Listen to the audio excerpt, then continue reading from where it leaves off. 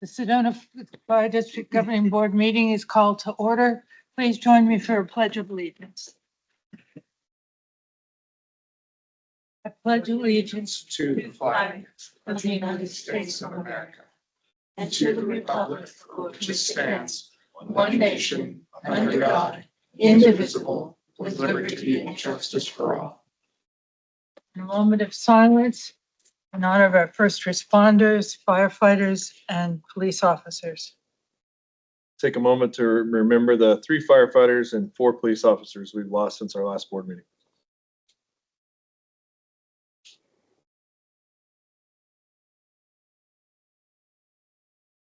Thank you.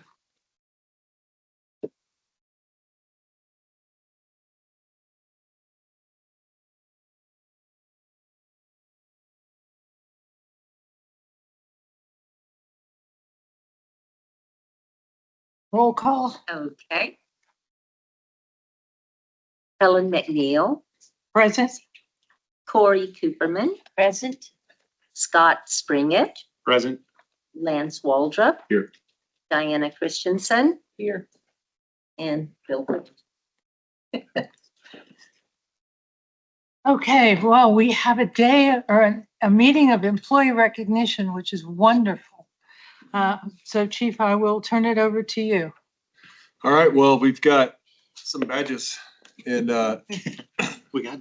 I don't make light of it at all. We've got a group of folks that throughout their careers have worked really hard for this organization and prepared equally hard, not for the engineer or captain's test, but for the position itself.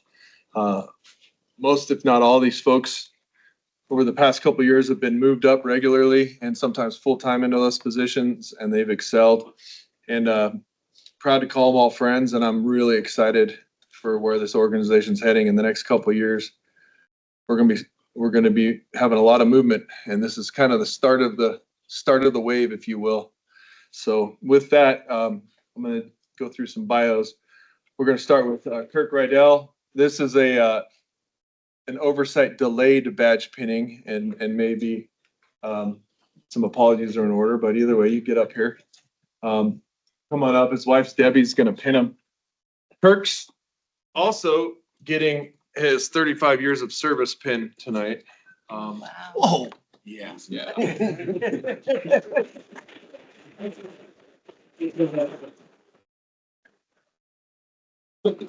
So Kirk joined Sedona Fire in 1990 and came on. At the time, he was working for Arizona Water Company, and I remember when I came on as a new guy, he's one of our volunteer captain trainers, and him and another gentleman knew our ladder truck better than most of the guys that worked here as volunteers. That was their thing. In 2005, he came on with us full time. He was promoted to engineer in 2017 and then moved to community risk in 2021 and has excelled at every position. I know. Stab him. We'll keep talking as long as it takes. It's not a big deal. Yeah, we can use words and make more words up. And say things. And then, Thank you. Where are you going? Come here. oh, I'll get the old one from you.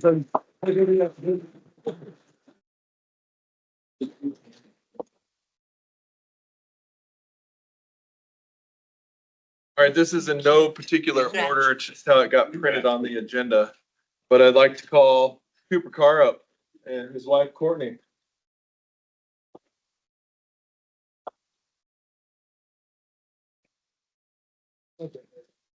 Yeah. I'm gonna just take pictures and then I'm gonna hand you your bag of goodies when it's done. That's my role. It's a good role. So Coop and his brother both work here. They're both fantastic members of our team. His brother is a captain now. He is as well. Coop was hired in 2007, promoted to engineer in 2017, and now captain in 2025. He's one of our lead instructors on our technical rescue team and one of our certified helo guys, cross-trained with DPS to hang below the helicopter and go out and do our mountain rescues. And there's a laundry list of other things that he does with us, but with the list we have tonight, I'm going to keep them abbreviated. Congrats, man. Thank you. And you got your bag of goodies. Yep, I did my job. Next is John King.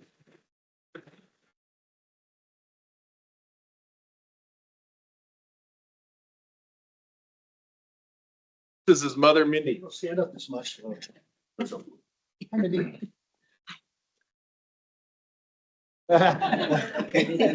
John was hired in You can do it no matter what. 2010. 2013, he became a paramedic with us. 2018, became an engineer paramedic and now a captain. Veteran of the United States Army and a daddy nerd, to say the least. Does a lot of stuff for us. And I'm proud to have him as a captain. It's going to be good things happening. Oh, I didn't even stab him. Look up, King. Like you don't trust her. You got this. She's got some experience. Bet she does. There we go. There we go. Yeah, she's been locking in for you. Yeah. Here's your goodies, man.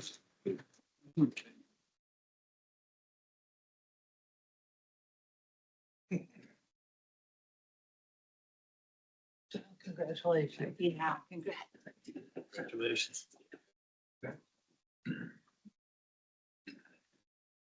All right, next we have David Yingling.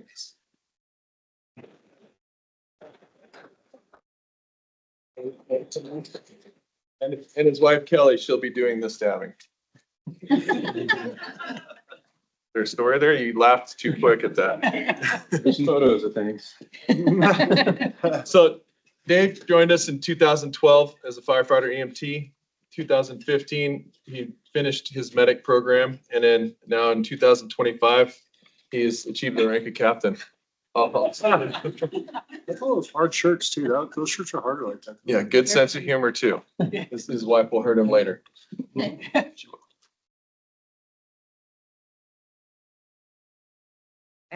those really are the hardest shirts.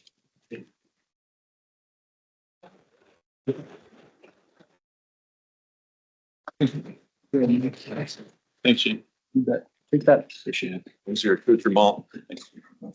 Send these to him. Let's try. Yeah. Still have more stuff to do. Congratulations. Thank you very much. Now we just point. See in the sea of blue. Thank you. Go home.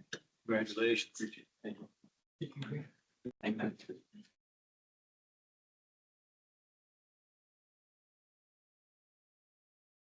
Now we move on to our newly promoted engineers. I'd like to bring up Jeff Ham and his wife Elizabeth.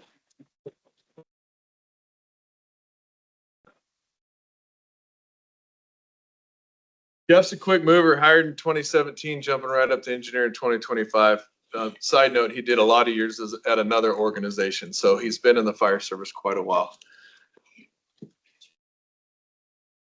You juggle too many things.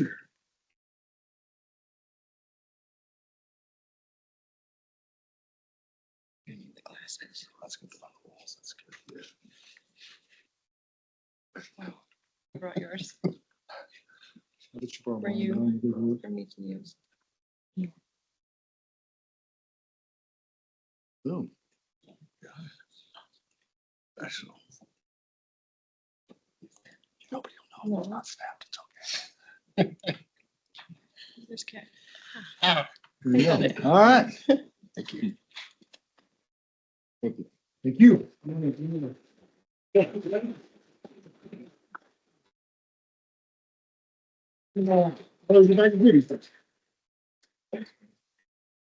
Thank you.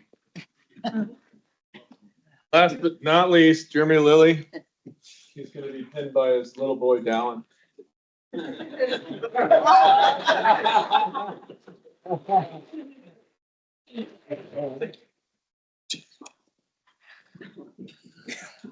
Turn the flash on for the shadow. Sorry, couldn't help it. So if you lower yourself, I'll look taller. So Jeremy was hired with SFD in 2011 as a firefighter EMT. 2012, he jumped right into paramedic school. And here we are in 2025, achieving the rank of engineer medic. And, oh, there we go. How many know it? Got it? Yeah. Okay, congratulations.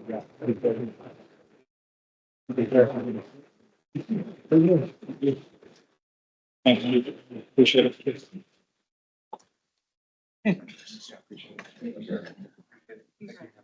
Appreciate it. Thank you, Mayor. Congratulations. Congratulations. I want to take a minute. I mean, we all have the opportunity to get to know each other pretty well in the fire district. And it's a burden and it's a pleasure because we all get to know all of you very well, you know, through osmosis, you know, by getting to know your spouses. And it's also a burden because we don't get to see each other and see the family side of this as much as we'd like to. So I really appreciate everybody making it up here for the ceremony because it matters because you guys are the backbone of these knuckleheads. And without you, we wouldn't have them. So thank you. Sure.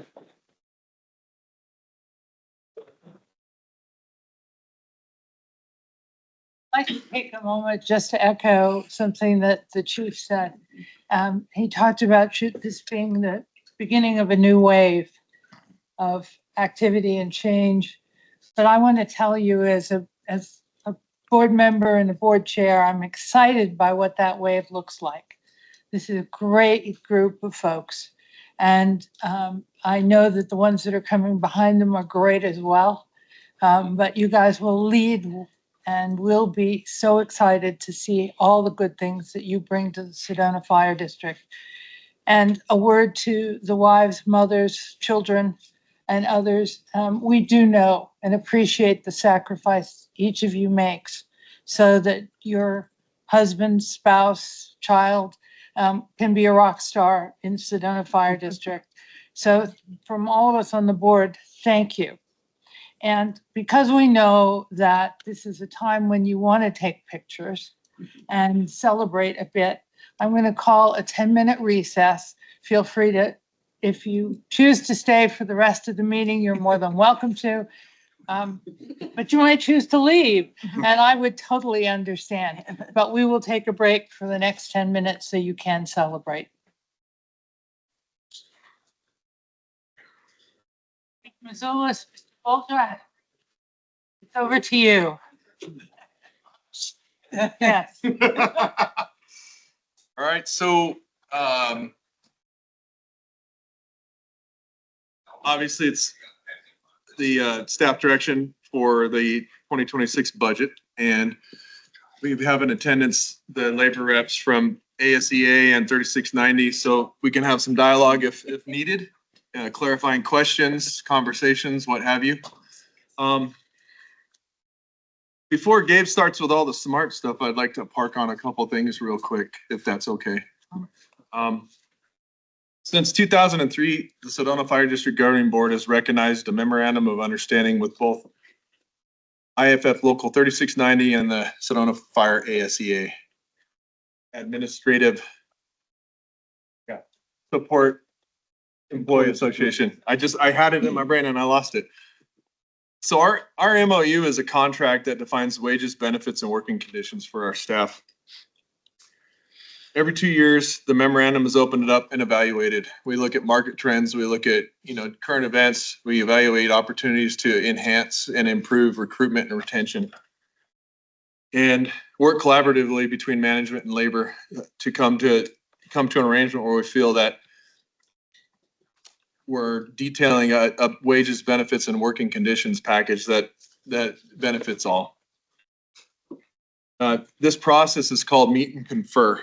And during this process, the fire chief or designee negotiate with labor groups on behalf of the governing board. And I think that's an important distinction to make is these MOUs are a contract between our labor groups and the governing board. I am the middle person and I am the negotiator, if you will, but ultimately this contract lies in an agreement between the governing board and labor.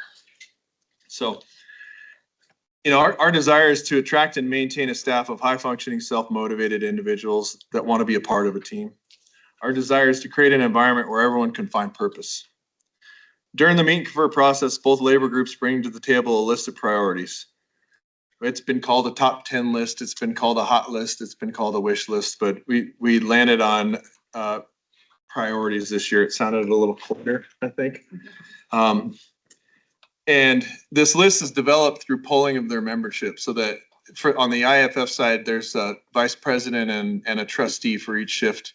And they go out and poll the members and get feedback on what it is they'd like to see improved or changed as it relates to wages, benefits, working conditions. And with ASCA being a smaller employee group, Chris and Matt run around and do the same. This budget cycle, I took the opportunity to work with labor to obtain a view of the bigger picture. We've got a lot of folks that haven't been a part of Meet Confer, so we spent a lot more time diving into impact of and just kind of how the industry operates a little bit. And they brought a lot to the table too, with a lot of different experiences.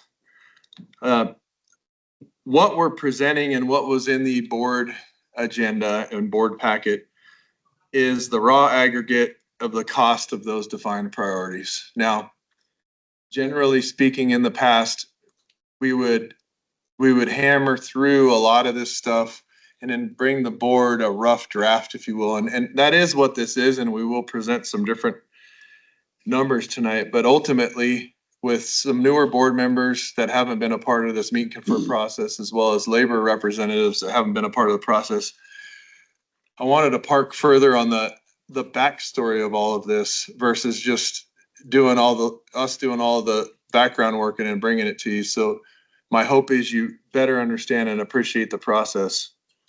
Now, many of the asks from the labor groups relate to wages, benefits, and working conditions, and they have a financial impact. However, a lot of the asks don't have financial impact. They're more anchored into a process or policy change, and it's just recognized through scars. There's always a joke, at least in the fire service, that most of our policies, you could put a person's name to them and why we developed them.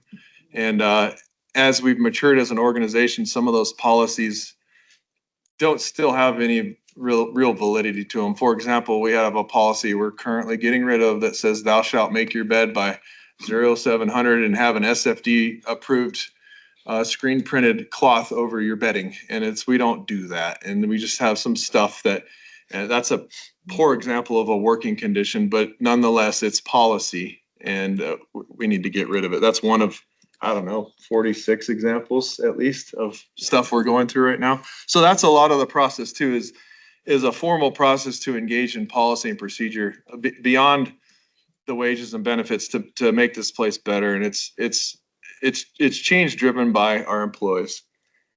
And as stated, as the fire chief, it's my task as mediator to find a balance between wants and needs.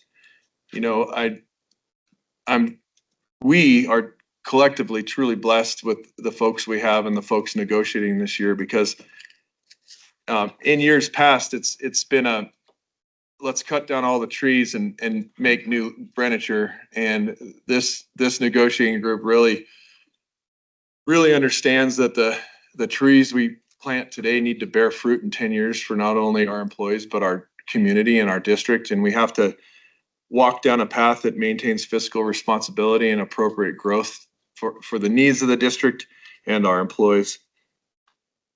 And we also have to make sure with fire trucks doubling in price, we can still buy one. And so that is very appreciated by all involved. After a lot of conversations and back and forth and meeting and conferring, we're at a state of tentative approval of a budget tonight.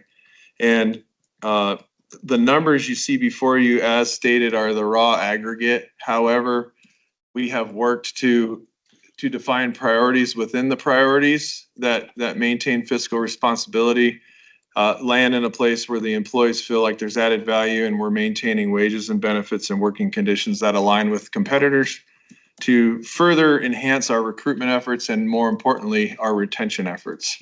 So with that, Gabe and I will be vague, and we will speak to the dollars of the asks tonight, but the specific asks we won't get into because they need to be codified in the draft MOU for you all to evaluate next month for approval. So we can answer as much as we can, but ultimately Gabe's going to go through some of his processes in his presentation. And if you would kind of land at some of the new numbers we've evaluated. Mr. Boldra. All right. Well, thank you, Chief. Madam Chair, members of the board, again, as Chief kind of mentioned, today's kind of the workshop, initial workshop, kind of the, not necessarily the beginning point, but what all the requests look like in the aggregate. There is requests based on need, requests based on, desires. Ultimately, our role, Chief's role, your role is to narrow that down and provide kind of that final budget for tentative adoption. So I do want to kind of briefly go over the revenues again for 2026. We'll dive in more from kind of a higher level on where the expenditures are coming in right now for 2026. Again, realizing that this is kind of that top end, that refinement is still going on before we bring kind of a budget to you in May for one, where we'll have that larger, broader meeting where we kind of can have that opportunity for board members to go line by line. And then at that May board meeting, actually ask for tentative adoption of a budget. So kind of starting off just again with the schedule, we're at the April 15th board workshop. Again, I seem to forget that meeting we're going to have in May, which I realize I may have double booked myself on that day, but we'll fix that. Thank you, Gabe. And then the May board meeting will be held on the 20th. At that time, we'll do another workshop. Again, more high level, similar today, talk about what the movements were. And then at that point, ask for tentative adoption of the budget. At that point, we start our 20-day posting. We can always decrease the budget from that standpoint, but we can't increase the budget without reposting. So then when we get to the June 17th board meeting, at that point, we'll have the public hearing on budget and ask for final adoption. So starting off, revenue for next year, we saw a combined assessed value growth of 5.82% to $799 million. Just for a point of reference as we go through this, back in this same time in 2020, I don't know if anybody remembers what was going on then, but there's a little global pandemic. Our projections for this year had our assessed value at $786 million. So we're about 13 million in assessed value more than what we projected to be. But what we didn't project in all that time was the record inflation that has occurred from now to then. And despite what you may hear about it being under control, truck manufacturers, our EMS supply companies are still telling us 5% to 10% increases year over year for the foreseeable future. So a lot of people have baked in good profit margins in for the future. So I say that because at that point we were projecting for this year us to have a tax rate of a little over $2.60. Right now, with all the asks and where kind of the big picture's at, we're at about $2.84. But I will kind of, again, give that caveat that there's a lot of work that's been done since we prepared this presentation and work that will be done before we bring that final one to you. I can tell you we're not going to be at $2.60, but I could tell you, this organization has done an amazing job of managing that inflation and controlling the budget and the burden to the taxpayers over these years. Just a question on that. So we won't be at 260, but will we be less than 284? Yes, I can tell you that. Yes. So I'm glad to hear that. Yes. Right now, that 284 is about a 15-cent tax increase from where we are today. I see. Again, the plan is, and has already been done, to work through a lot of the requests, both on the MOU side as well as the just organizational requests to reduce that number. Sure. Another thing I want to point out is the legislator passed a tax omnibus bill 4 years ago now that increased our cap rate from 325 to 375. But with that, what they did is they lowered the assessment on commercial properties. So essentially what we've done is we've shifted the burden from commercial to residential. In that period of time that had that bill not passed, we actually would see an additional $500,000 in revenue this year that we would not have needed to adjust the tax rate over these last 4 years to accomplish. So, And I would assume, given Sedona, that we are heavy weighted with commercial. yeah, $500,000 impact on that tax omnibus bill is one of our clients that have been the most largely impacted by that. Most districts weren't. Yeah. Most districts benefited from it because they're predominantly, bedroom communities, more rural communities. There's not a large amount of commercial. The Golder Ranches, the Northwest Fires, Sedonas are the ones that, that have a lot of commercial because they incorporate not only, the rural bedroom community, but the city itself. And so that's where we're seeing kind of some of those larger impacts due to that. Thank you. Then we have our non-levy revenues, ambulance revenue. Actually, all of our non-levy revenues, we're going to predominantly hold flat at where we're at this year. I will point out our ambulance revenue is performing actually very well to budget this year. However, it's a bit of an anomaly when I look back at our historical averages. And so we're a little bit paused to make much adjustment. If we don't see that revenue, then now we're dipping into reserves to fund operations. So still kind of maintaining a fairly conservative stance on that revenue.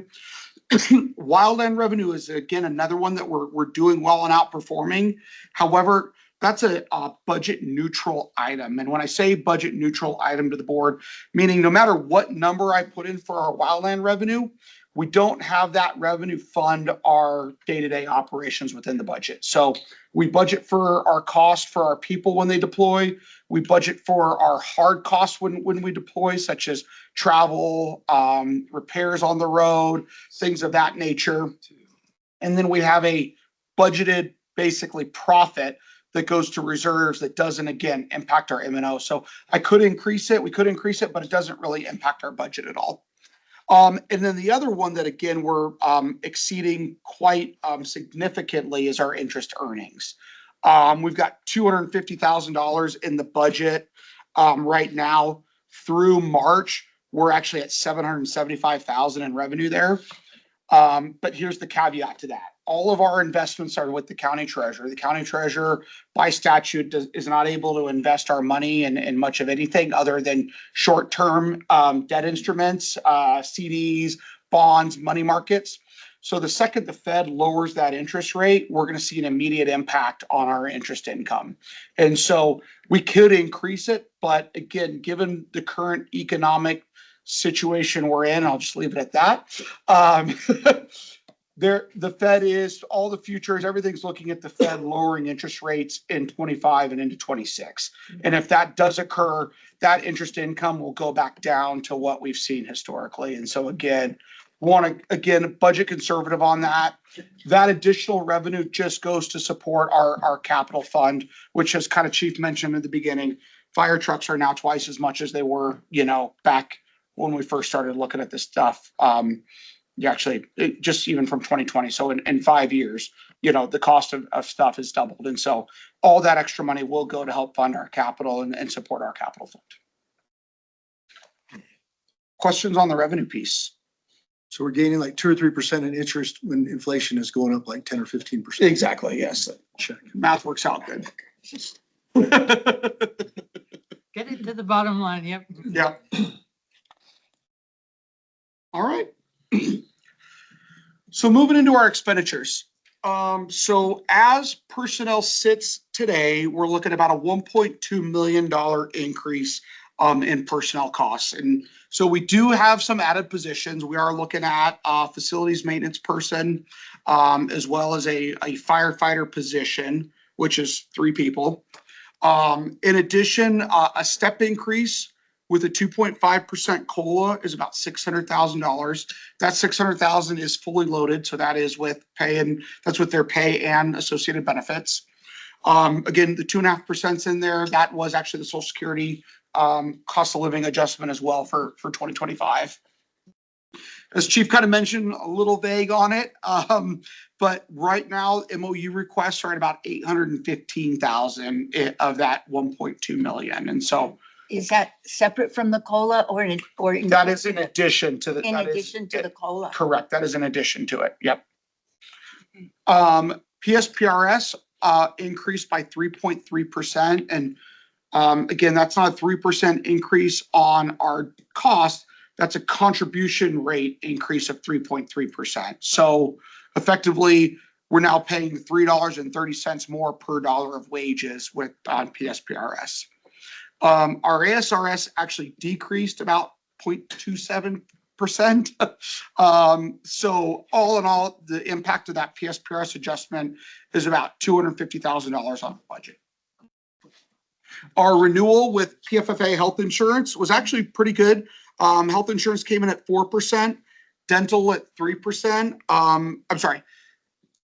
Overall, 4% increase. Health was 3%, dental was 11%, and vision was 4%. Dental, that 11% is a very small impact to our budget. Our dental costs are very low. Yeah, while you're getting a drink, you said there's a $3.30 increase for every dollar of wages. I'm sorry, 33-cent increase for every dollar of wages. It didn't carry the decimal. And you're our accountant. Yeah, numbers, guys. We gotta be high level, all right? Just want you to know I was paying attention. You know, you caught that. That was good. On the test. One, you know, to kind of put that in perspective, we have some other clients that are still in a similar healthcare plan that the district was in before. There were some double-digit increases that they're realizing in that. So goes to show some of the benefits we've seen just from making that shift to the PFFA trust last year.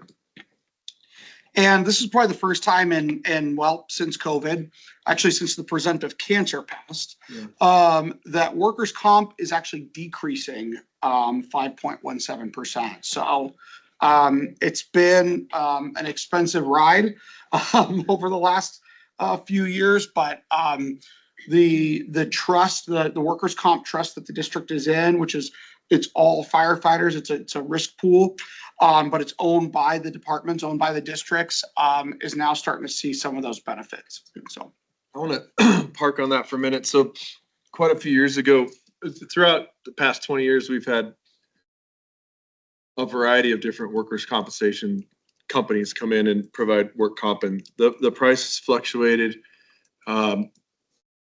Their stakeholders were investors, and we were in a bind. So a few years back, the fire districts got together and started a pool. It's called Securus, and all the board members are fire chiefs around the state. I'm on the board, and our investors, our stakeholders are the districts themselves. And so please know it's not a bunch of fire chiefs making the financial decisions. We have an organization that handles that for us. However, we are able to drive the direction we're going. And and as Gabe mentioned, right when our pool started, COVID hit, and then the state passed an unfunded mandate to support presumptive cancer claims. Great law, however, millions of dollars in cost. And so our pool almost was abandoned because of the initial costs. We had 2 COVID fatalities on duty, and then we had a lot of cancer claims. And so it really hit the pool hard. Financially, we're coming back, and our actuarials are looking at, if all goes as planned by 27, we're going to be in a even better spot. And we're looking at some different avenues to reduce costs of districts. One of them is an average rate, and then we will increase your rate based on what it is you do to prevent illness and injury. And I'm proud to say that a lot of the benchmarks we're evaluating to deliver to our customers to reduce their rates, Sedona Fire is doing now and has been doing it for a number of years. So when that day comes that we evaluate what preventative programs does your organization do, we're already doing them. So it's pretty cool that we'll kind of be a model as a mid-sized district of how to manage costs of work comp. So it's pretty cool. Thank you. So any question, personnel I know is a lot. So before I kind of move on, is there any questions from the board on kind of the personnel piece of the budget? And the audience members are available for questions as well. All right. Hearing none. Moving down. So again, like I said, today, we're going to talk kind of the broad categories, and then that meeting in May, we'll have more of that, again, refined version of the budget for that meeting, and then kind of get into line by line. But again, anything pops up, anything you saw when you were looking through, the budget documents that were sent out last week, feel free to ask. So buildings and land, overall, we're looking at a decrease of about $16,000. We are having to increase our utility expense, and that's just based on some, trend tracking and analysis on growth, on inflationary growth on our utility costs. So that 15,000 kind of covers where, not only are we projected to spend this year, but what we've seen is our average growth on our utility costs year over year. Actually, buildings and maintenance, we're actually decreasing that again, looking at where the budget request came in, as well as kind of where our costs have been. We've done some large projects, as you know, over this year, but our regular ongoing maintenance is actually decreasing. And so we're realizing that savings kind of offset by that increase in utility costs. Vehicles and equipment. This is one of these areas that's been hit pretty hard. We're seeing across our clients. Overall, an increase of about 120,000. A lot of that in the vehicle repairs and maintenance line item. One, we've got an aging fleet, so that's adding to that cost. And it's one of the areas that the cost of maintenance, especially with larger fire apparatus, has gone through the roof. And so that it's just kind of an adjustment that we're needing to make to be able to fund our ongoing fleet maintenance. Shop supplies, there's a actual almost like a capital request, but we'll probably leave it within the M&O budget for a machine to actually recharge the ACs within the apparatus. And so while that's a one-time cost, that saves us on some of the having to go to an outside shop for that service. Is that the RY 1234, the newest refrigerant? I believe you were probably right, but I will not say that I know for sure. I just had to buy a unit. I just know that Mike said we need a unit to charge our ACs because it's the old refrigerant is no bueno. That's correct. Yeah, I had to buy one. It's not cheap. EPA and environmental standards are dictating the need. And then finally, EMS increase in EMS costs. I mean, mainly service agreements, but also medical supplies have been. There's certain things that they say are impacted highly by inflation. EMS supplies is one of those other ones where we've just seen kind of record increasing in our costs for medical supplies, as well as, part of that ambulance revenue jump we're seeing this year is a volume, very much volume related. And so if that continues, we anticipate seeing that need for that cost to continue to rise. Communication and IT, increase about 112,000. Not a lot of big movements within that category, other than just increasing our costs with where our actual expenses are going, as well as some one-time startup costs. I know we're making some shifts on our SharePoint and things of that nature. So just some investment within our IT infrastructure. And then per the IGA with dispatch, there's a 5% increase on that as well. Chief, Before- we're continuing to negotiate with Cottonwood around the IGA and dispatch. So specific to dispatch, we've got two roads we're going down right now. One is what will end up being a 2 to 3 year process and evaluating the potential to restructure how dispatch works. And essentially what it would do is take dispatch out from under the governance of the the police department in Cottonwood, and we would have basically a regional collaboration, and we'd have a board made up of all the partnering agencies, and they'd be Cottonwood employees, but the governance would be by representatives from each district. It's the model that the Phoenix Metro uses with great success. In addition to that, they're looking at some cost modeling, a pay-per-call model versus this aggregate, this is what your costs are, and we can't really explain all of the details. So we're kind of working those two right now.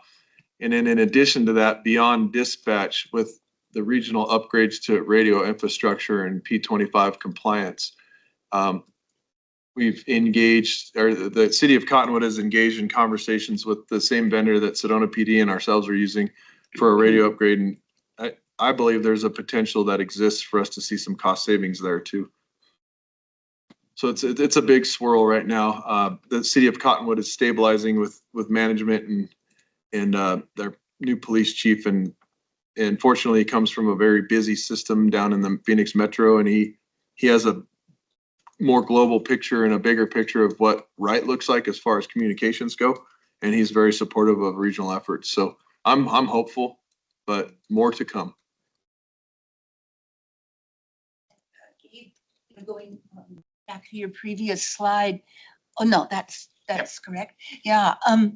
You know, as we hear about those expenditures, the only category that seems like that reduction from 284 downward could come from is the personnel expenditures.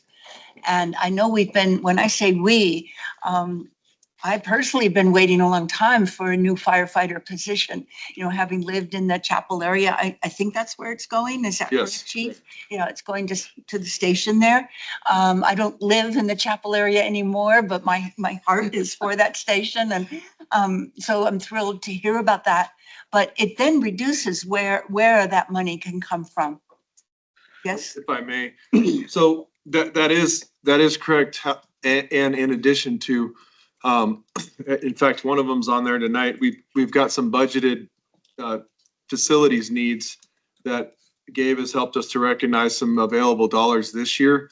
And if we can make moves on all of that stuff, we're looking at the potential of recognizing $200,000 to $300,000 in savings for next year's budget. And so the board, because my simple finance brain, I needed a simple way to understand the mill rate, and Gabe and Sarah helped me through it. So when I say $200,000 to $300,000, every $80,000 is 1 penny on the mill rate. So if we recognize these opportunities to get some of these facilities things done at you know, $240,000, we just knocked 3 cents off that mill rate.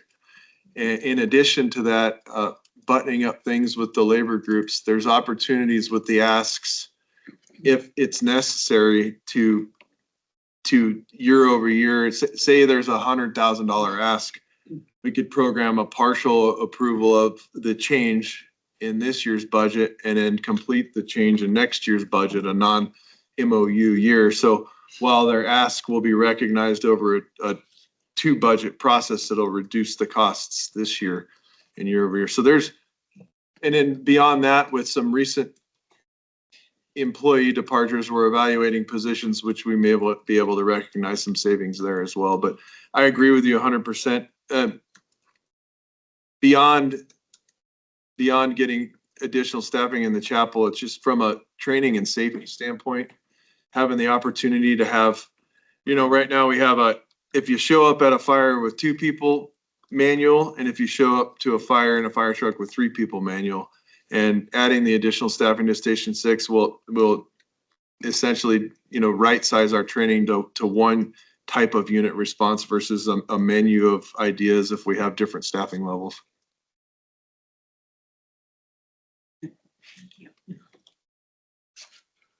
So moving on, our meetings, travel and training, this one as a percentage, probably saw one of the largest increases as a percentage standpoint, but about 65,000. Kind of a combination of additional training requests and cost to travel. Some of the kind of the bigger areas on the requests are EMS of about 18,000, telecom, an increase of about 15,000. Operations of about 14,000 and GIS of about 13,000. So that's kind of some of the big categories driving the increase.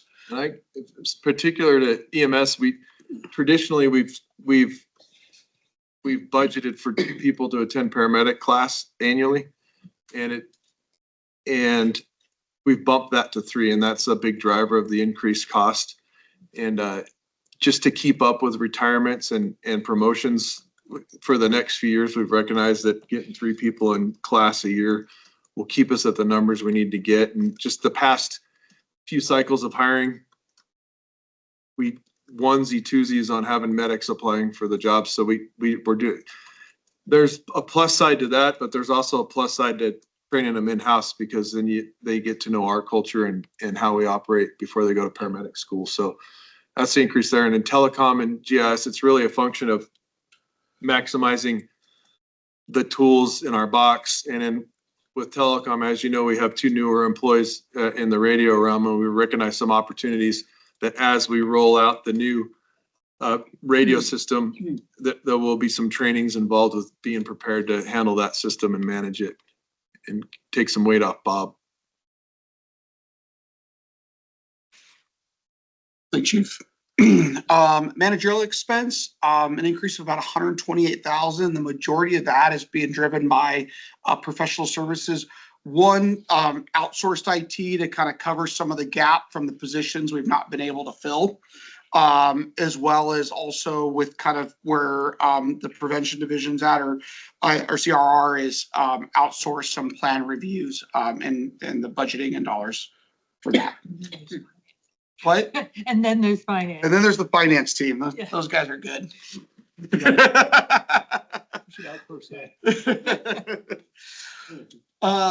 One big add to the budget this year that wasn't last year is we got a debt service placeholder of about 615,000 right now for station construction. Reserves, still maintaining reserve funding for capital outlay at 1.4 million. And that wildland profit I mentioned before of about 60,000. On the capital fund, planned expenditures for next year are 1.5 million. That covers an ambulance-free chassis, a fire engine, and a water tender. Some equipment upgrades, 1.9 million in telecom, radio systems, some tower upgrades, the console upgrades that Chief had mentioned, as well as the records management system. And I don't think so the city of Sedona, I'm losing track of time. I believe it was last week. Last week was a proclamation, right? Yes, and I'm losing track. So last week, the city of Sedona approved to fund their radio infrastructure improvement. And so what that means for us is both of our upgrades align, and most of our sites for PD and the fire district are shared sites. So while our equipment still is going to cost some money, we're confident that we might see some reduced costs in install and the upgrade, because with all our stuff being co-located, or a majority being co-located, when we bring in the team to do the final install, they'll be doing fire and PD at the same time. So they'll already be here. And so there's some real opportunities there. And Bob has worked with the city, and they have a pretty hard date of July of 26 for the system to go live, plus or minus a few months is the goal. And so we'll be getting aggressive about getting that going right now. And speaking to my previous point about pulling some projects from last year or next year into this year, we're waiting on some final quotes for generators for our tower sites and some other infrastructure that'll get them prepped and ready for the improved radio equipment when it shows up next year. Chief, what is the records management upgrade? I'm looking. Where do you see it under? Under telecom. We had 50,000 in there for the records management upgrade. Teams and SharePoint. Yeah, the variety of upgrades, anything we need with Teams, SharePoint, our Kronos upgrades, because the Kronos is our human resource and payroll stuff, and we're budgeting some dollars as we further build out. There's a laundry list of stuff that we still do manually, and integrating it into the system. we're putting in a cushion to make sure that we have the funds as we go live and bring in the HR position that we can get all that rolling. And then finally, logistics equipment, I don't know if anybody caught that, but 68,000, which includes a cardiac monitor, which by 2 cardiac monitors, and rescue airbags. Doesn't include 2 cardiac monitors. That's but just one. it adds to what we have been previously budgeting, but yeah, cardiac monitors went from 32,000 to 70. And so we're also exploring some opportunities with grants and other things to see if we can pull that off. We did submit a regional grant last year for cardiac monitors and it did not pass.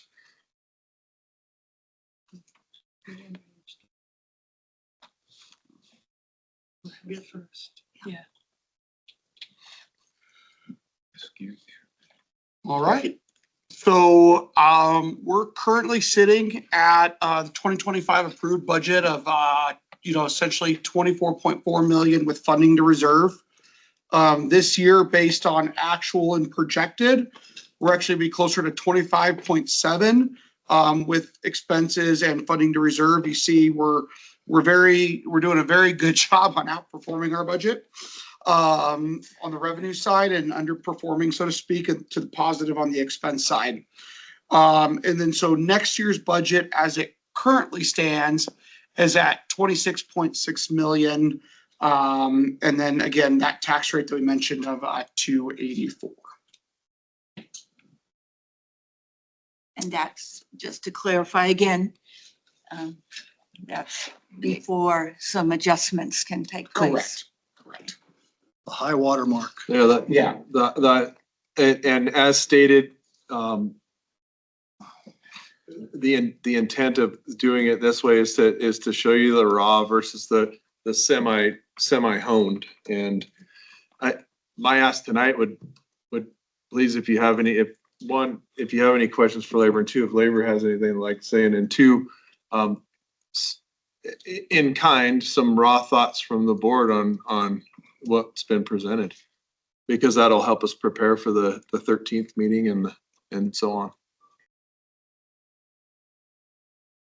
Well, on that high water mark, what is that percentage of increase in last year's budget, please? Yes, so that percentage increase 9.15. is 9.15%. As I thought, close to 10. I did 10 in my head, but. Yep. Thank you. Yeah. And, we're all aware of inflation, for sure. And at the same time, that's a big increase. Mhm. We have stations to build, and I put an S on there, but we have a station to build at least, and to staff the chapel station, even better. But it's still a high increase. So that would be my comment. I'm concerned about that percentage. Yeah, and to put some of that in perspective as well, though, specifically, we have stations to build. If I take out the debt service on the station and we did nothing else, we're at a 6.6% increase. So the station is, making up almost a third of that. That's our very increase. helpful to hear. Yeah. I didn't want to question you about that, but I don't understand how that debt service amount is so high. It would just be the interest rate for 1 year minus what we put down. How come it's that high? So what we have, based on the assumption in here for that, we've got essentially roughly a $10 million note at around 4%. And so, and then also there's a placeholder in there for Station 5. We're looking at a half a year impact on both of those right now. 30-year note? Is that a 30-year note or what is that? 20-year. 20-year note? 20-year note. And so as we kind of get a GMP or get it more ideal on pricing, we'll refine that number on how much is coming from cash and how much is coming from financing. But Right now, is that a full financing amount, that 10 Yeah. million? I see. yeah, Okay. so Oh, it's depending kind on of what like- we end up, and also when we're looking at, but ultimately, we will have, more than likely, we'll have a principal and interest payment due in next fiscal year on that note. Because we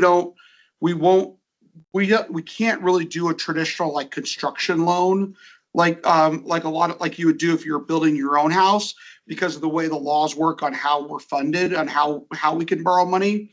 What would happen is we would essentially borrow the full amount. It would then go into escrow. So we wouldn't, we draw on that money as we're constructing, but from a bank's perspective, we borrow the full amount on day one. And the other option is to take some from our capital funds. Correct. To decrease the amount we're gonna borrow, which decreases that burden. Correct. Thank you. And when will that decision be made as to whether we would need to do that and when, or whether it would be advantageous to do that and when? Well, anticipate the RFQ process to start next week. And what that means is we upload them to the website. We have to advertise 6 days apart in the local paper. And then you have a few week period. Let me stop. All goes well. August, we'll be meeting with contractors and architects. October, we should have some preliminary drawings to where we can start getting some pricing. So conservatively, perfect world, we're looking at financing December, January. And the decision we'll know the amount then. That but we'll have, I believe we will have a really good idea of costs. So, Gabe, and being true to form, that's a fully loaded dollar amount, and it's conservative so that we don't get caught. But realistically, we'll be 6 months into next budget year before there's a financial requirement for Station 6. We'll have to Station set that. 4. Yeah. But unfortunately, we're gonna have to kind of set the budget and the levy with some assumptions. And so, So we're assuming that we borrow the full amount? well, we probably aren't, so cost to build right now is, anywhere from 700 to 1,000 a foot for a fire I'm station. getting 1,000 to 12. Yeah, so it's gone up. 1,200. So we're looking at a significant amount. Like, that amount, please? 12 million. 12, okay, so we're budgeting our debt burden at 10, Mhm. okay, but it's likely to cost 12 today. Yes. If we started building today. Yeah, exactly. Okay, that's very helpful. Yeah. Yeah, I would say, certainly from my perspective, I would support us budgeting this very, very conservatively when it comes to the mill rate. None of us like a high mill rate increase, but I know from my perspective, and this is personal, I would hate us get to December, January, have a very different kind of surprise and not have what we need. And if I'm, Make it work. say, tons of, we budget at 600 plus, tons of delays. We don't recognize anything till May of next year. That money rolls into capital. So it's not money lost. It's explainable amount. We could say it would actually potentially, if that scenario played out, it would reduce the ask for next year. And so I agree with you. I'm very comfortable with the numbers because we don't know what's going to happen. It was last May I went to the station design conference in Glendale, and they were quoting me $750 to $950 a square foot, and now they're telling me $1,100 with a 15% increase for outside of Maricopa County. So in another year, if it follows that trend, I think we'd be safe with the numbers recommended. Mhm. I think the other thing too, and knowing we have new board members, and someone who wasn't necessarily here for the last couple of years, we've been fairly conservative in what we've done with the mill rate for the last few years, certainly since I've been on the board. And so I think, while it may seem like a big step, it's perhaps, if you look at it over time, it isn't quite so bad. Yeah, the last 2 years, we didn't adjust the rate at all. The year before that, when we did adjust, it was about a 10-cent increase And before that, yeah, it was we actually, we went down from 250 and 20 to 247. And then we only went up a penny. And then that's where I said went up about 10 cents and 10 cents. And then we held flat for 2 years. And now we're kind of back at needing to adjust. Full disclosure, pardon me for interrupting, but Yep. because I was the one that got the 247, and that was just because we did a better job of budgeting. It wasn't that we cut it was that we had money in different pots and it wasn't accurately reflected. So we had a lot of money swept at the end of the year that was carryover, and it wasn't an accurate representation of what was actually going on. So, you can only do that for so long. Yeah. Then by the time you drill it down, then you're kind of. And to further drive that point, prior to JVG's integration into our organization, it was common practice for each division to have a buffer in their division. And it's because, I don't want to get to the point and not have it. And so with the change of philosophy, our reserves and our capital act as that buffer. And so it scared me the first couple of years because I'm like, Gabe, I'm running out of money for EMS supplies. Like, don't worry about it. And so whereas before I'd build a $20,000-$30,000 buffer into my EMS supplies, so I looked good, but the philosophy changed. And to Chief Coyle's point, organizationally, we got a bit leaner, but we also got smarter with how we identify the needs of the district. Chief Cole's point, that was the year we found out we were budgeting a little over $100,000 a year for office supplies. It's spending about $5,000. Yeah, you can only do that once. So the other thing to add to the forecasting is since 2020, so 2020, 21, 22, like the post-pandemic kind of era, the forecast, because the forecast are as important as the number in my mind, right? The accuracy of the future forecast. That were underestimated. It ended up being 6 and 7% increases in commercial construction, and they came in lower than that. I mean, they came in higher than that, beg your pardon. And then it's been about 5% in strict commercial construction, but it's labor market, it's materials, and it's supply chain issues. If you think about two of those factors right now, they're highly volatile, right? The supply chain issues and the materials, the actual cost that we pay for the materials. There's a lot of uncertainty around both those things.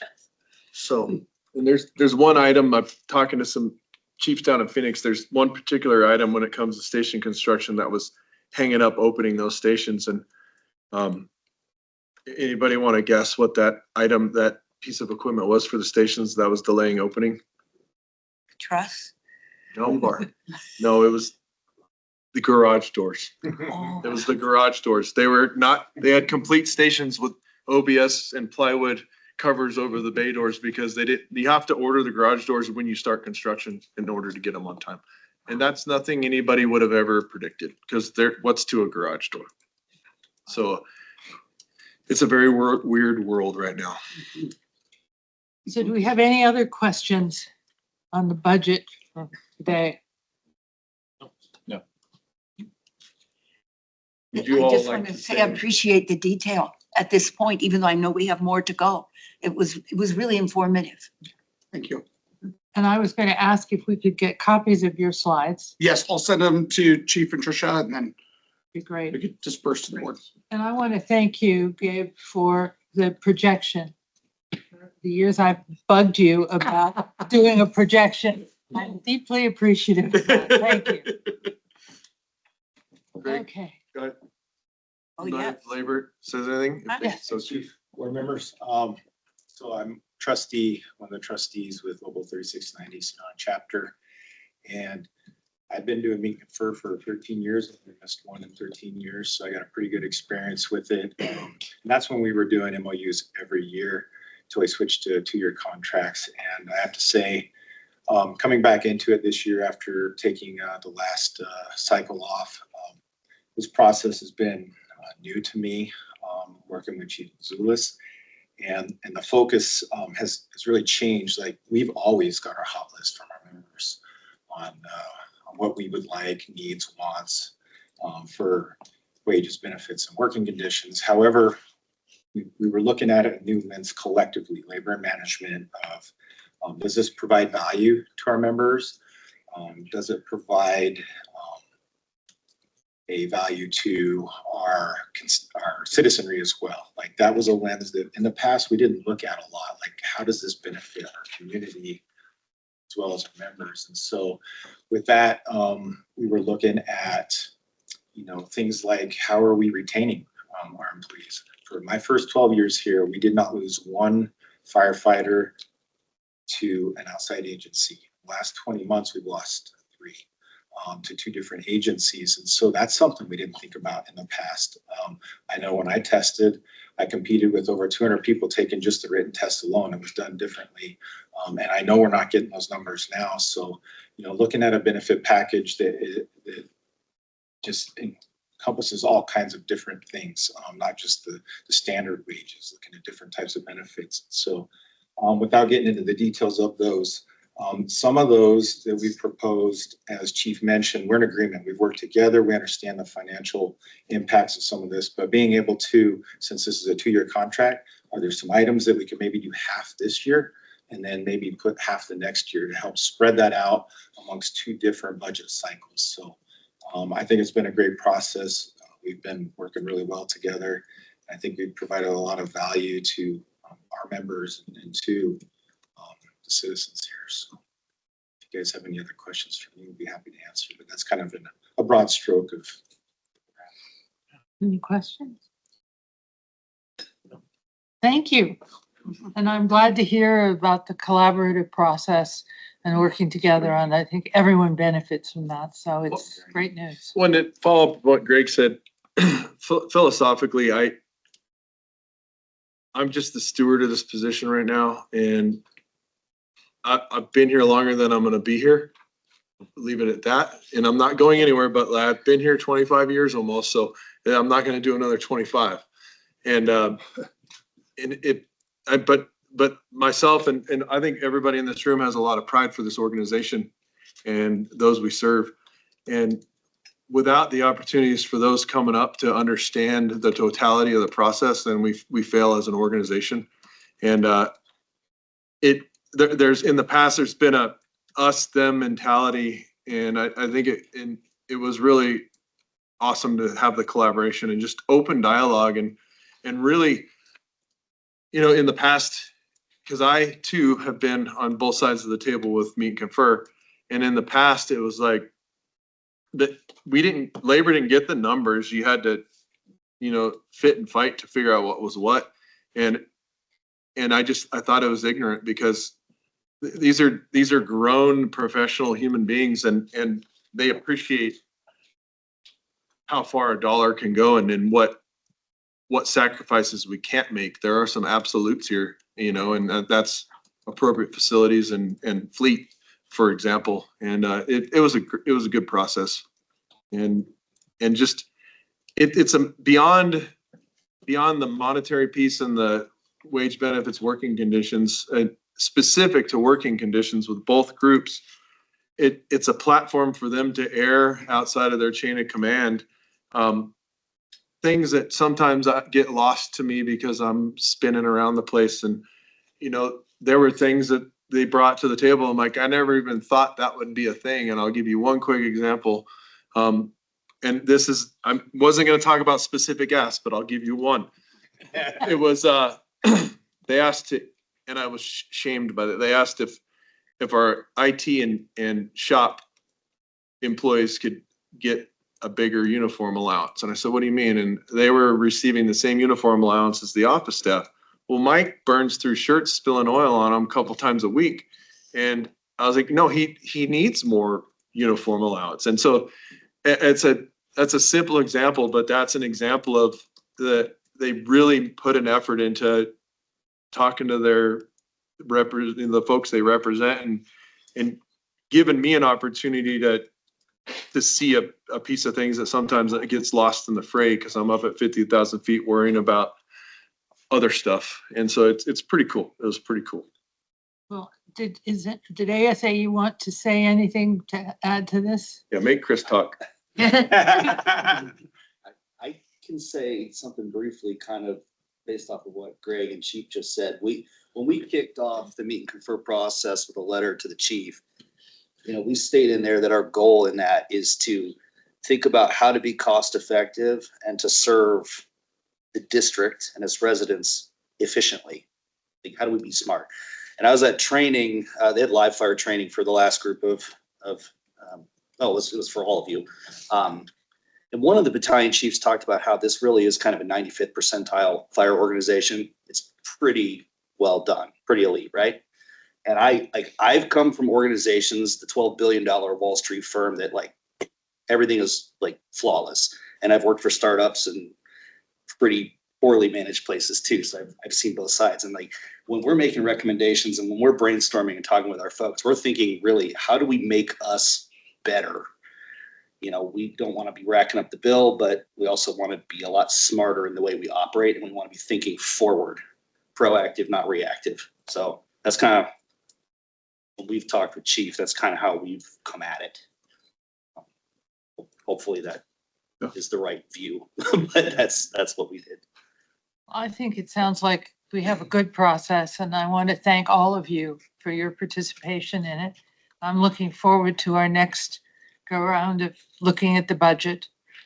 But thank you for the collaborative spirit. It's much appreciated.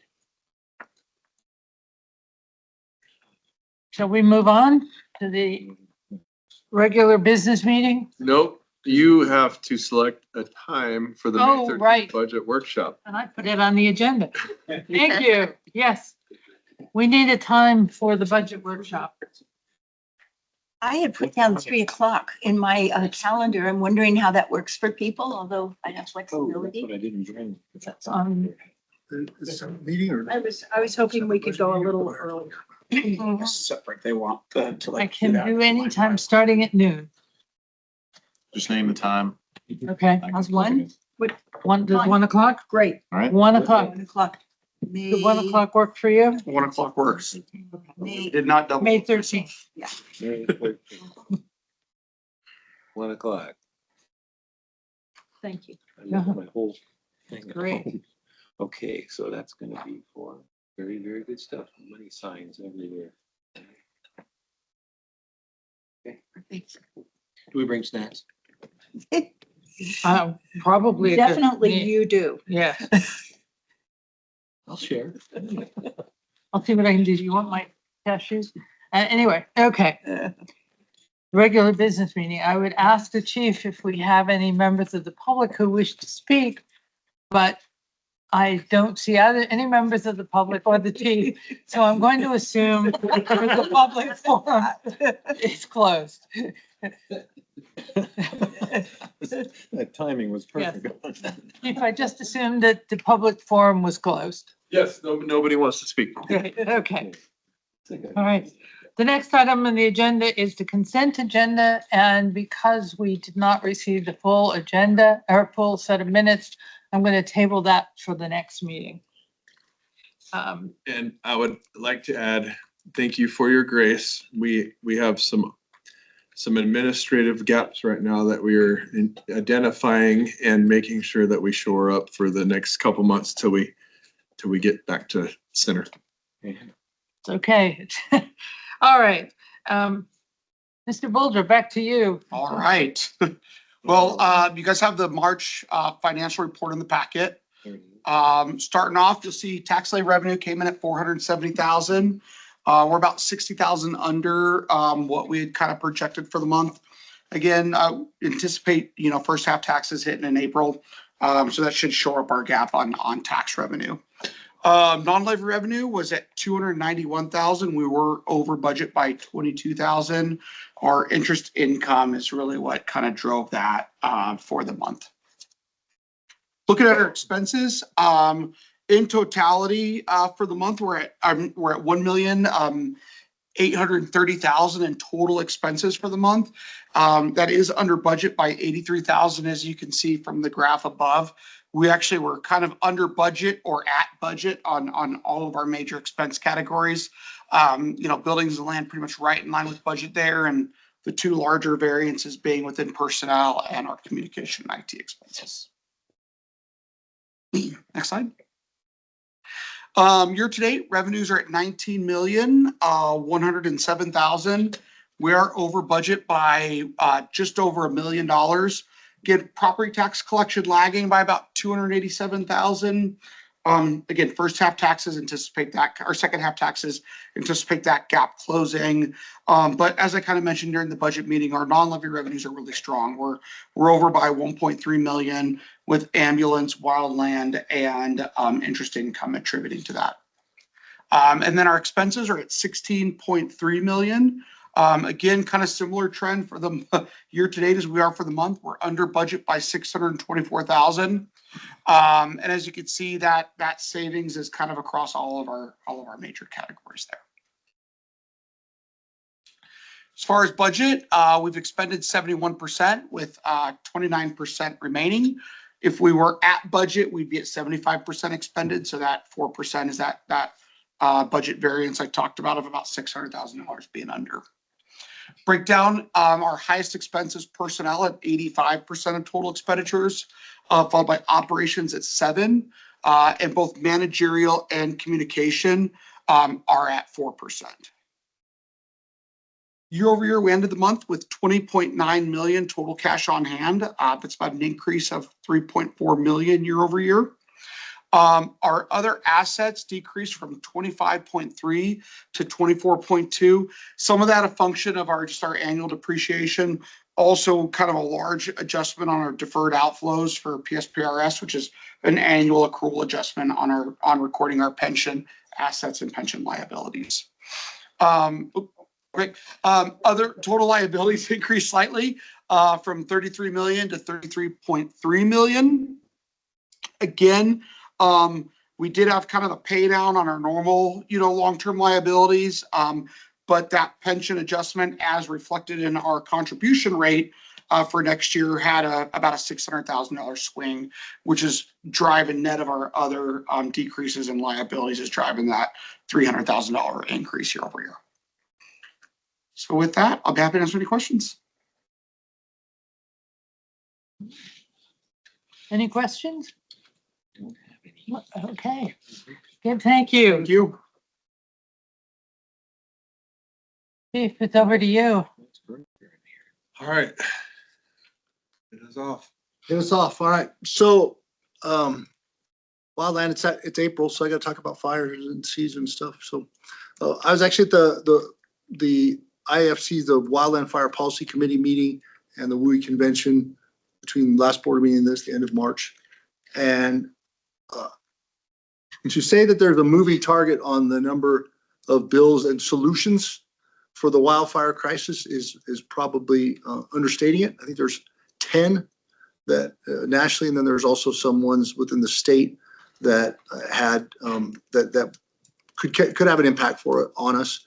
And there's not a clear winner yet. There's not anyone of them that is really going to, I think that's out in front. But I will say this is that there is the problems with the staffing for the federal government have worsened in both the Department of Ag and the Department of Interior, secondary to the current federal climate.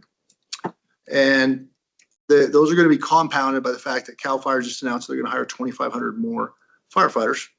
So those are good paying jobs, good paying firefighter jobs that federal firefighters that have a temporary fix to their wage situation, but a very volatile climate, may choose to leave that climate and go someplace else, which is going to reduce our ability to count on those resources. There's also been opportunities to provide input for some executive decisions, and I've done that. I've made sure the Chief Mazulis is aware of what's going on there, and that it's to be determined. It is an interesting fact that the wildfire problem and what it takes to respond effectively is not well understood in Washington. And yeah, and that, and that's honestly, that's is not as much a party issue as it is an issue with the agencies, because you obviously have not made it clear what is necessary. Because when people think that you can just send hotshot crews and just, hey, 10 hotshot crews go out there and do that problem, and you don't need anything else, and the consequence of not having those other things that's a problem that started a long time before the current drama. So, that's something that has been taking a surprising amount of my time. And because when they tell you that you have a chance to contribute something on a Saturday and it's due Sunday night, you do it, because you don't want to miss that opportunity. But it's been interesting. I would, man, if I had something definitive to tell you there, I would, but I don't. And so then we look at our outlooks. Right now, above normal fire activities anticipated up to the monsoons, and they say the monsoons are going to be on time or early.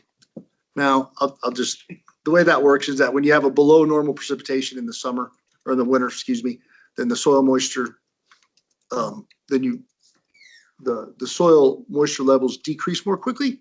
So that means that the soil doesn't provide as much cooling effect as it evaporates. And that means that the high pressure and the heat set up earlier, which tends to mean the monsoons come earlier because you need that, 4 quarters high. But what that also means that everything dries out further. It's not in green up as long. And so whether it's June 15th or July 15th, there could still be the same period of critical fire weather. It may just be pushed left a little bit. But that's funny. That's the one question my wife always asks me is, are the monsoons going to be on time? And then I'll tell her that when they are, and she'll be, I don't believe you. And I'm like, well, I wouldn't believe me either,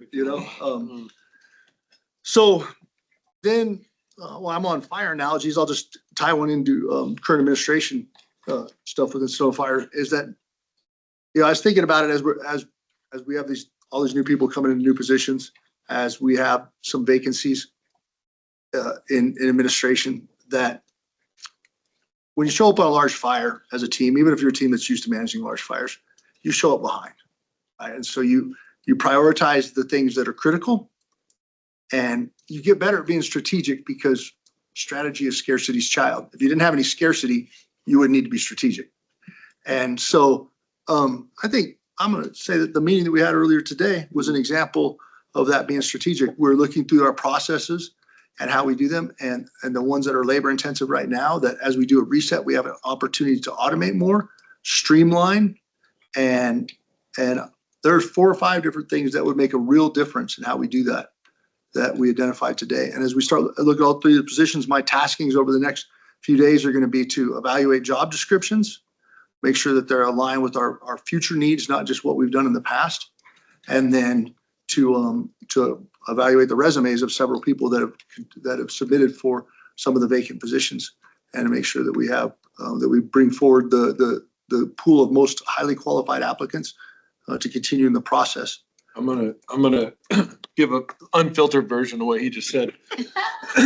So I've been thinking about it, and Gabe and Ben told me when I first started in this position that, I was well aware we were one of JBG's first clients, and they were eager to build their business model. And so they made a lot of concessions to Sedona Fire to align with our people and our process versus prescribing a process. And so I had an epiphany today, and I told him and Sarah, treat us like a new client and tell us how it should work. And then we have an opportunity right now to build the system to that and increase efficiency. So I'm excited. And then Coyle's going to do a lot of heavy lifting because we've got some talent that is applied. And so just managing the opportunities there, I'm excited. So am I. And it's, sometimes you get kind of caught in your own narrative about things, and you let some of the trivial things become important. And as we go through this, there's also going to be the expectation that everybody helps focus the new talent, everything, because there's no more, there's the 3 envelopes thing is what I heard of it. You get a new job and the old guy gives you 3 envelopes as he did before you. First time something really bad happens, you open the first envelope, it says, blame me. And then the second time something really bad happens, it says, take responsibility. Third time it says, prepare 3 envelopes.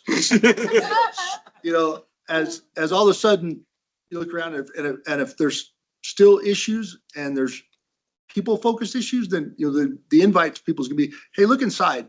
Because if it's always bad, then maybe there's something about that you need to change about that. Because we can't, the blaming other people's stuff, that's out the window.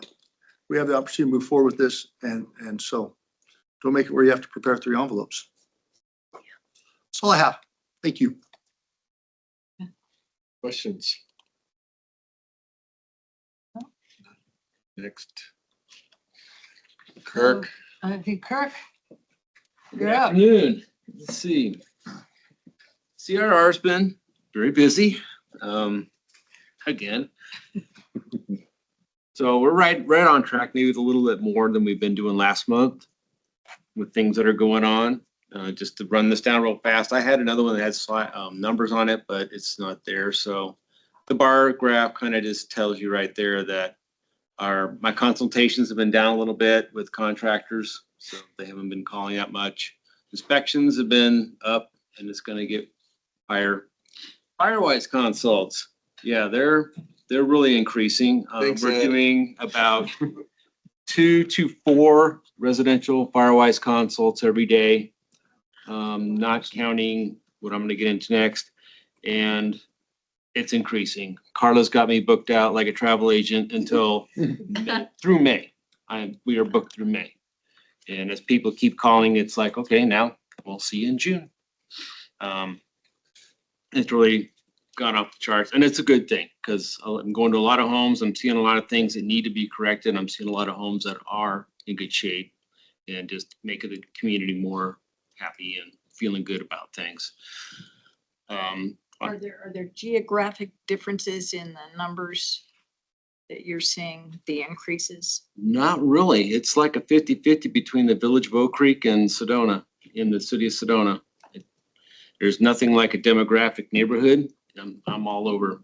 It's Are you seeing mostly individual homeowners or are you seeing communities? mostly individual homeowners. I've done probably 3 or 4 HOAs that have actually asked us out there. I did one at the hotel up here that spoke to the whole group.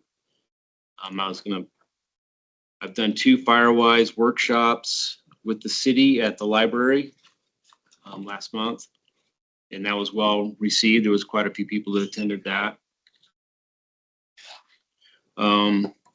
Yeah, and they're still interested about getting Firewise accredited communities, and I'm getting the information to them as they come to me.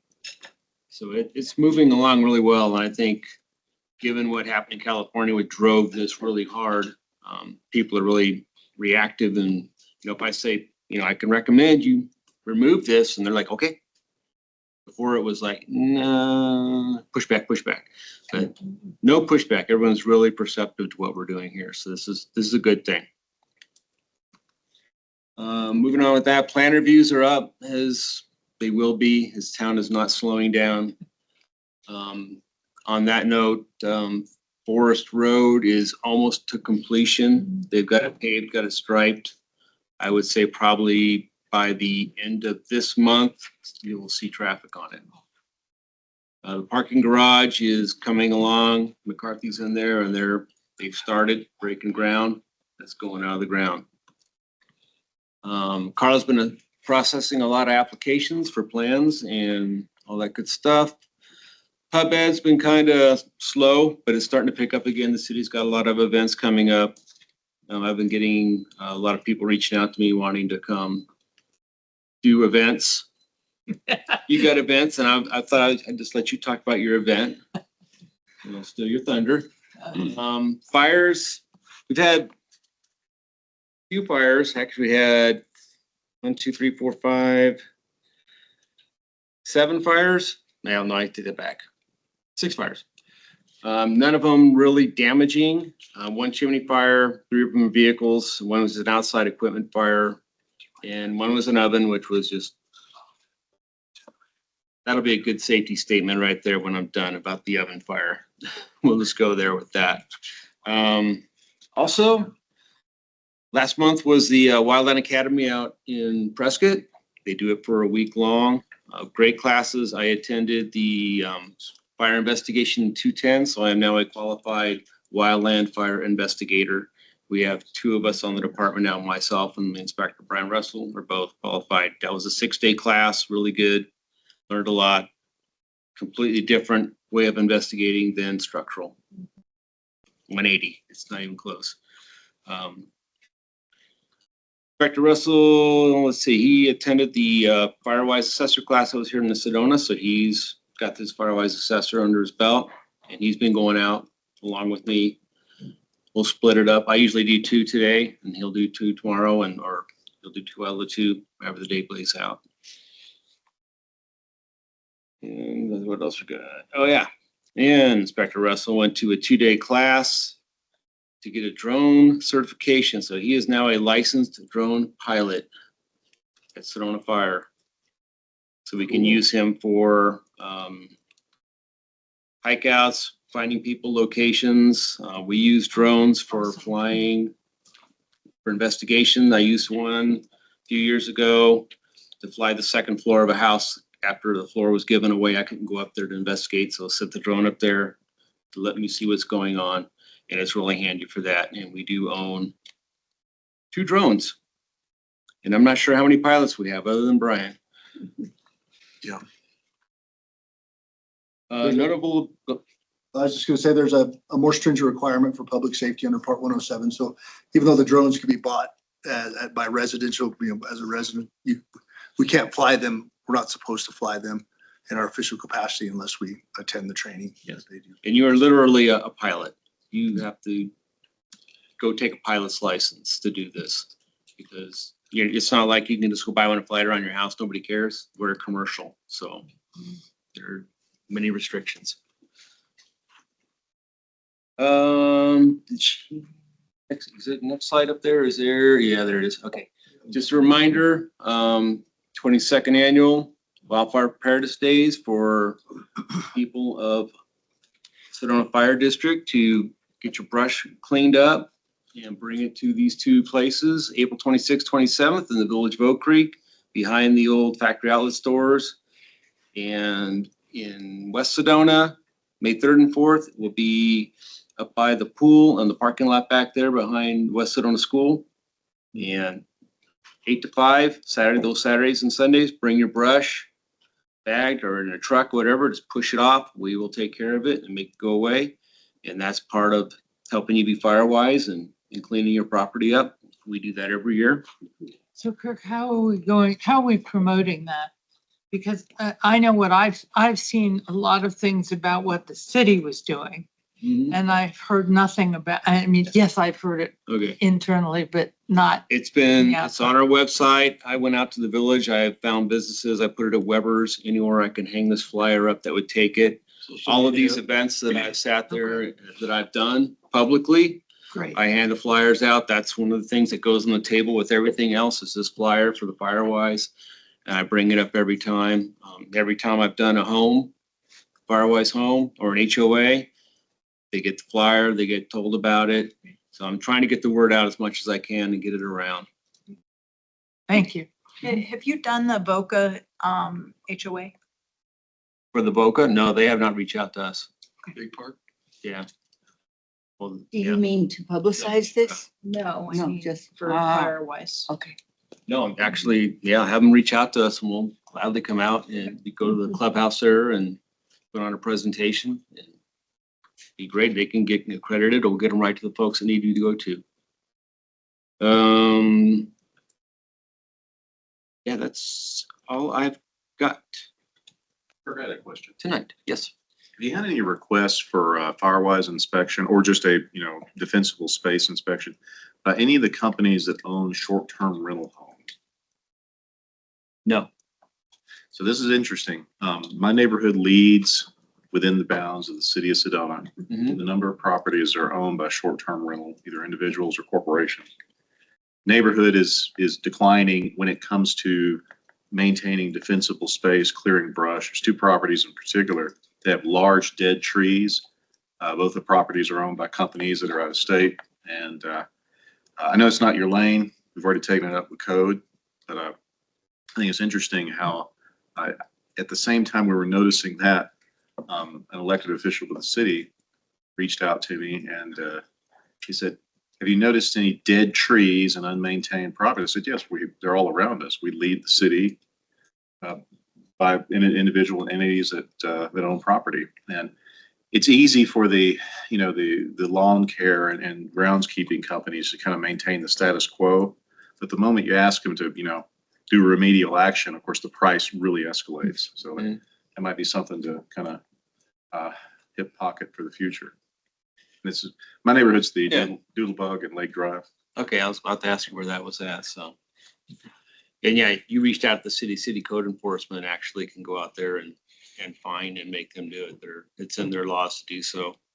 And Pike County also has a code enforcement too, if they're outside the city limits.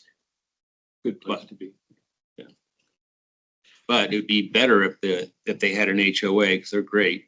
And We do, they it's reach out to defunct. us and then we can go in there and educate. It's unfortunately defunct. It's been defunct for decades. But in any case, thank you, sir. Appreciate it. So I know Buzz is not here. Yes, Buzz is sick today, but we talk sometimes and I know some stuff. Fleet, young Mr. Tarver is quickly becoming an asset to this organization. And it's given Mike some bandwidth to dive a little deeper into the things, all things management, if you will. And it's been a great help keeping things up. We just collected about $12,000 for a couple of antique apparatus that we had, thinning the fleet, if you will.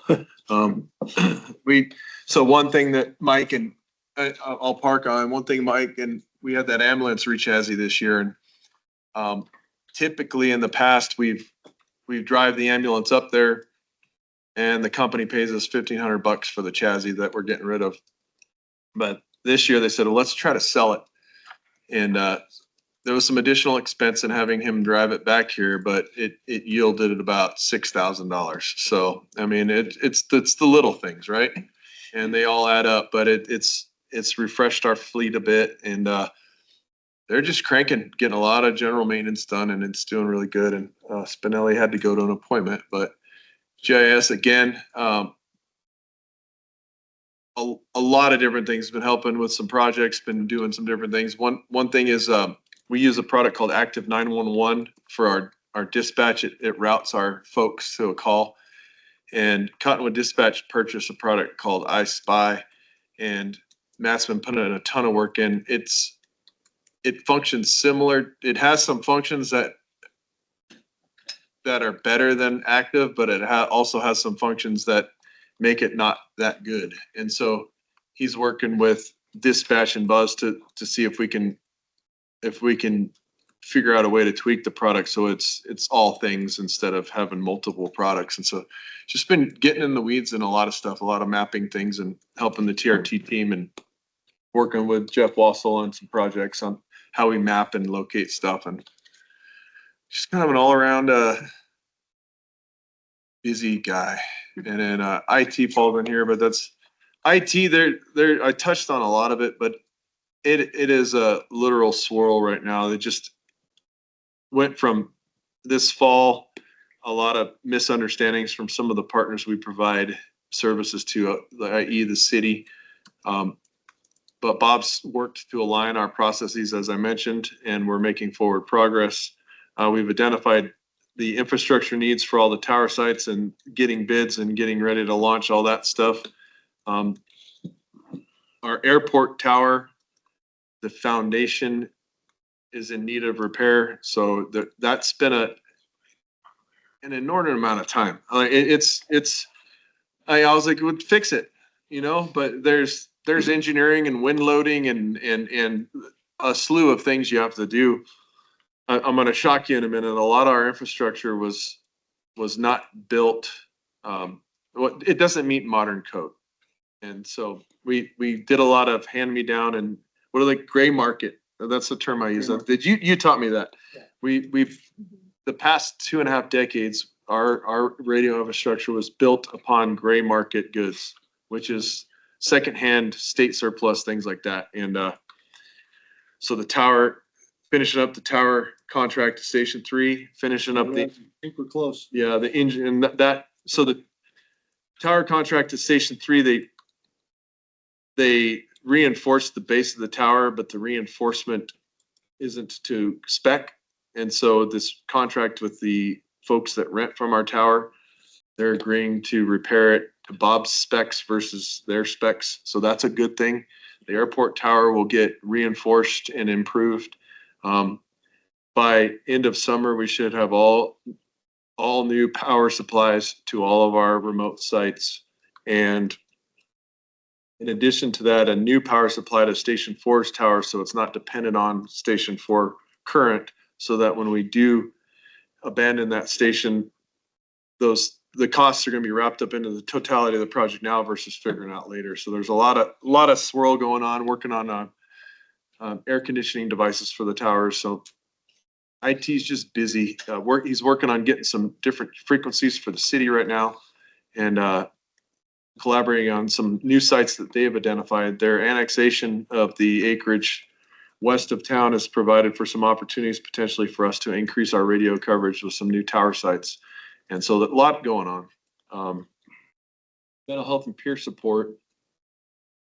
If I'm not mistaken, did we talk about the Partners Academy last month? I don't believe we did. So we did? Yeah. I thought we. Okay, I like I said, the time has been For Yeah. for both of us, yes. 2 weeks. I think everything was 2 weeks ago and it was 2 months ago. And in EMS, thanks to the donation from a citizen and board approval, we got our new innovation cameras, and they'll begin training on that soon.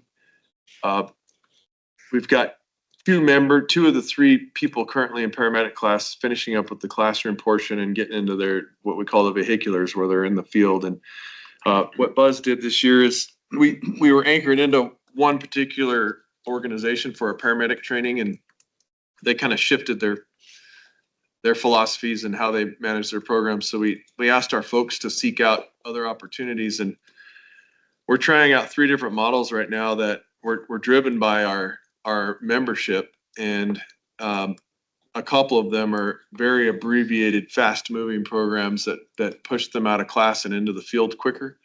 It just required some flexibility on our part and do some things we haven't done in the past, and so far they've been really successful. And just navigating with the hospital, I believe there are 7 bills that could potentially impact our CON situation, and it seems that they're all but dead. And so, yeah, more to come on that, and continued work with the hospital to realign how we're doing our interfacility transports, hopefully find some improvements and create a kind of a safer environment for those folks. But I think that's not it, but I think that's what I got for Can I add a that. GIS thing? Yeah.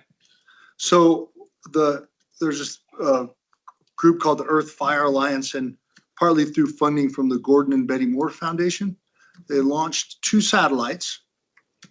They're gonna have one more that's gonna go up this year. And then what these satellites are, they're basically fire mapping satellites. By the end of probably 27, there'll be a full constellation, so the polar orbit, so they go back over a spot at certain periods of time. Right now, the capability we have it's called VERS, and another product called Modus, but it provides at best 30-meter resolution, so 900 square meters, and we get it every 12 hours. When this whole constellation is up and running, and it will be publicly available, it will be every 15 minutes and 5-meter pixels. So that's 25 square meters. So it's a significant difference.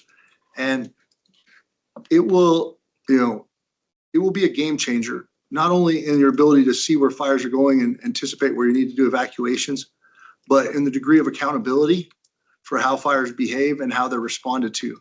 Because that level of accuracy and that frequency, it's not like you can be surprised by the way the fire was moving. And it will be very interesting what the follow-on effects of that are over the next several years.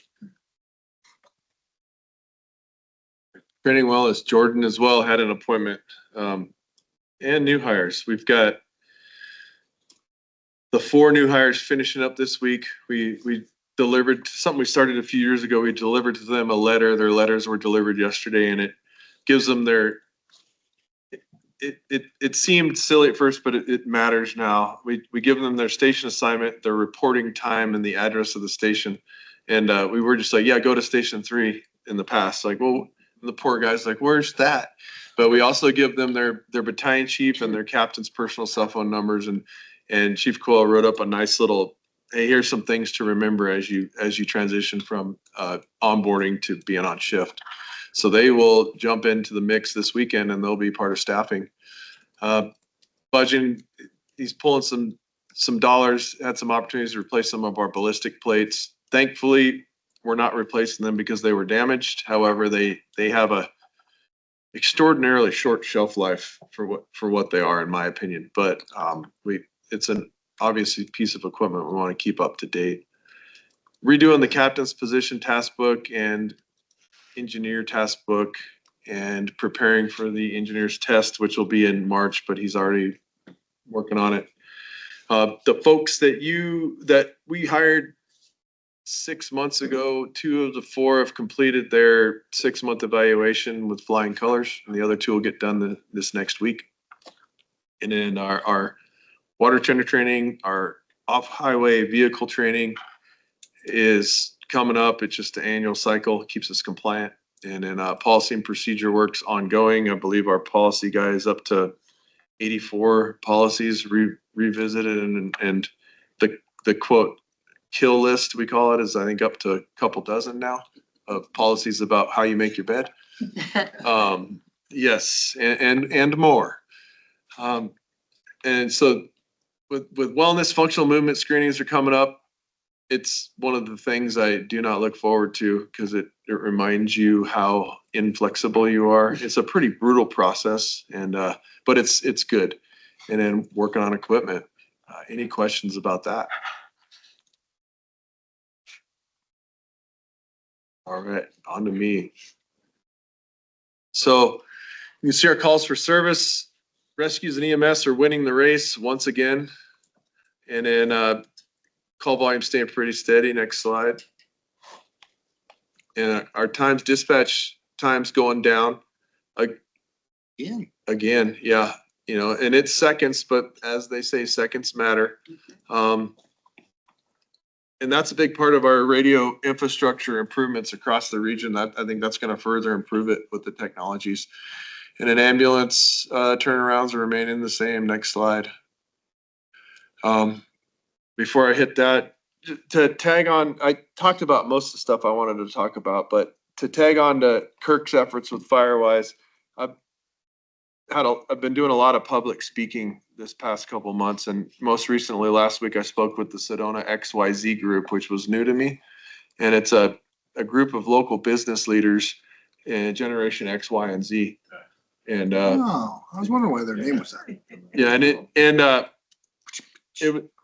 it was neat because it's a demographic that we historically don't touch. You mean all 7 of us? Yeah. But one, because they're of working age and they're busy.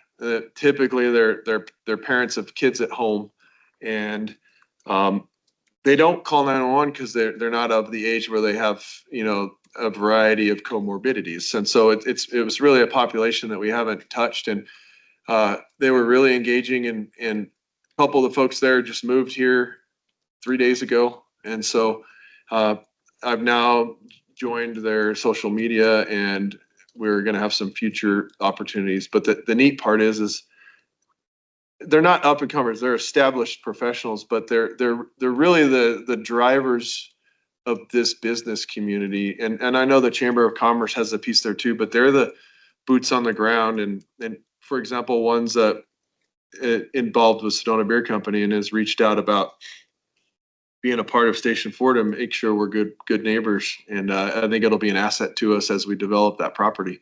And so I was excited about it. They were really perceptive to a lot of information about Firewise. And then to tag into Kirk's point, the message I've been sending to the public is if you have if you want us to evaluate a home, we'd be glad to do it. But I'm also working with the chapel in Mystic Hills right now. We've got a meeting next week, and I'm driving them towards being having their HOA be a Firewise community. And with those engagements, I'm steering them towards the Department of Forestry and Fire Management, because for us to steer a HOA through the real Firewise process is not something we have the bandwidth for, so we're not going to burden Kirk's division with that. So, we've had conversations with DFFM to engage our community in that way. They've already done it with coffee pot lofts, and then so we're up to 2 Firewise communities in Sedona, and we'd like to expand that. And so more to come on that as it goes through.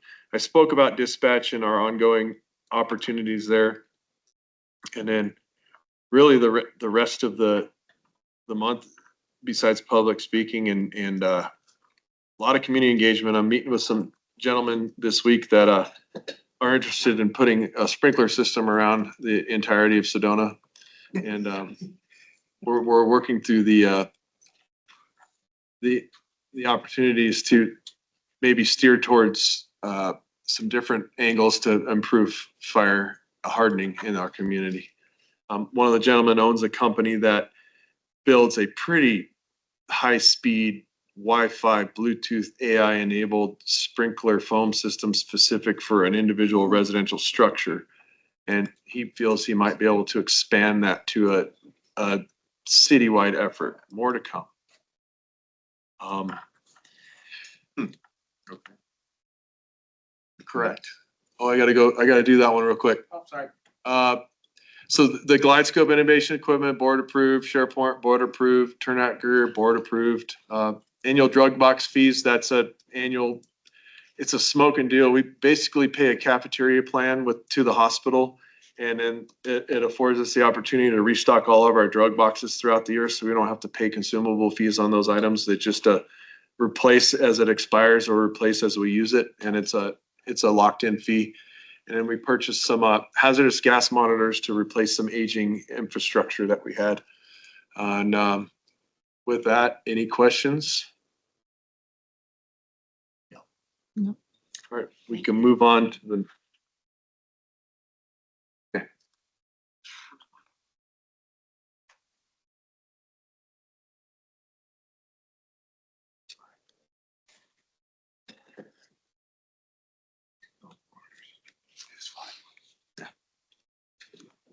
Chief Coyle's gonna step out.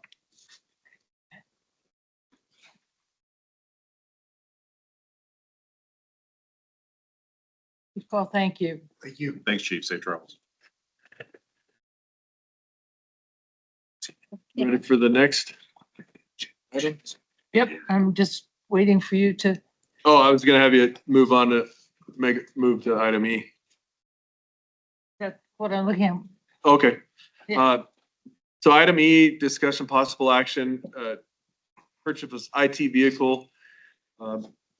This is in preparation. So right now we've got our 2 radio techs that are sharing a vehicle. They're doing a lot of work together, but in preparation for the future, we've got another IT person we're working to onboard, and we'll need a vehicle. This was with the approval of this position last budget year, this was an approved capitalized purchase. And so we're just at the point where we want to ask for approval to make that purchase. Can I ask why a Ford 250, F-250 as opposed to a 150 or vehicle? Yeah. so it's multifaceted. So that we have a lot of 150s in the fleet, and with our IT infrastructure, what the 250 affords us is it for it to have multi-role 4-wheel drive and carry heavy stuff to our tower sites. And our current IT fleet doesn't have anything that can manage, the heavier stuff or the heavier trailers. And so while we do have F-250s in the fleet, one committed to IT for what we anticipate to be a lot of travel to the tower sites in the next couple of years, we felt it best to have something that can tow a payload. And while it is a gasser, the diesel availability is limited right now, and for cost benefit, when we have the need to tow heavy stuff, it will be sufficient, but it's day to day. A diesel didn't seem to be necessary because it won't be having a large payload. Thank you. Other questions? Okay, so I will entertain a motion to approve the purchase of a 2025 Ford F-250 pickup truck at a price not to exceed $57,000 from Sanderson Ford. Madam Chair, so moved. Do I have a second? Second. Any discussion? All in favor, say aye. Aye. Aye. Opposed? You have your motion. All right. Item F is quick background. I think I've spoken with most of the board about this. So we identified, we were training a couple years ago, we were training at the tower at Station 3, and you get a good view of the roof over the bays from that tower vantage point. And the roof line waves, and there's a crack that is increasing in the center of the bay, the length of the bay. So I believe it was Greg Everline that suggested, he has a background as a civil engineer. He suggested maybe there was something wrong. And so we brought out some engineering, and they determined that the trusses over the bay at Station 3, when built, were 4-part trusses, and they weren't tied to each other per spec. So once the engineer determined that to be the case, I couldn't unknow it. And it is critical infrastructure over millions of dollars of apparatus, and more importantly, people. So after that point, project manager Suizo went out and did a bunch of homework. Initially, we got some pretty healthy bids, and it up to and including tearing the entire ceiling down and all structure and redoing it all. Where we're at today is there's a company and an engineer that landed on, we can pocket cut the ceiling and get up there and build plates for these trusses to bring it up to code. The struggle is getting there's no plans that exist for the building. The truss company that manufactured the building had a hard wash of their data in 2006. So nothing existed. So we kind of worked from point zero. At the end of the day, Scott reached out to 9 different contractors. 2 responded with a bid, and 2 didn't respond, and the rest said we're not interested in doing the project. So we did our due diligence with acquiring multiple bids. We only did get 2, but that's the reason why. That's out of 9, that's what we could get. The lowest bidder is the one we're asking for approval for. It's Tierra Verde Builders. They're a Camp Verde company, pricing their sign all over town. They're well established in Sedona, and they know the process. They also indicated that as part of their bid, this includes the permitting fees and them walking the permits through the necessary steps to get them approved so we can get the maintenance done. This is something we had budgeted for next fiscal year, but thanks to the great work of JVG, it was determined that we have the funds available this year to make it happen, then therefore reducing budget asks for next year, which will be brought to you if approved tonight. We'll pull this out of the budget for next month's conversation, but that's where we're at. Chief, I think it'd be prudent, we move quickly in order to avoid any more further escalation that's anticipated in hardware. And this one was hard for me to present because it's like, I can't unknow that it's improperly installed in a public building. And so Do we have any recourse at all? No. To the people who built it? No, that contractor is long gone and defunct. The trust company did what they were supposed to. So. yeah, in fact, the architect, somehow Suizo got a hold of them, and he's like, good thing you called. Dad and I are retiring next month. So quite literally. So no, it was built in 98. Yeah. So Okay, never mind. yeah. Any questions? Okay, so I'd like a motion to approve the truss repair project for station number 3 using Tierra Verde Builders in the amount of $125,750, not to exceed $150,000 due to unforeseen contingencies, supply shortages, or other changing economic conditions. So moved. Okay, I will second. Any discussion? it's just to say this is essential that this be addressed. Yeah. All in favor? Uh-huh. Aye. Aye. Opposed? Go make it right. We explored some workarounds and there aren't any. Lock it in before the price goes up anymore. Yes. Well, and I just want to say, John Basus with Tierra Verde Builders and team held this quote a few weeks longer than they indicated they were comfortable with, and I just appreciate it. It's great. Well, we need to get it fixed. Okay, the next item on the agenda, you're tired of hearing about it, but you need to know about it. It's Keep Your Pet Fire Safe Week. And let me begin by acknowledging three people who have been really instrumental in this. Kirk, for your support and assistance with this. Matt, I'm sorry he's not here, but he's been great in helping with what you're going to see. And Jordan, for providing access to firefighters, because we know that people like to be trained by men in blue. So on that note, I have for you, for each of you and for Kirk and for the chief. And Jeff, you can have one too if you want. And here, if you could pass it down. Yeah, We're passing this. yeah. Take one for the minute. All right. So what you have in here is the information that I thought the board should be familiar with. Is there not one for you, Diana? Sorry. There you go. You're all discovering that I like recycling file folders.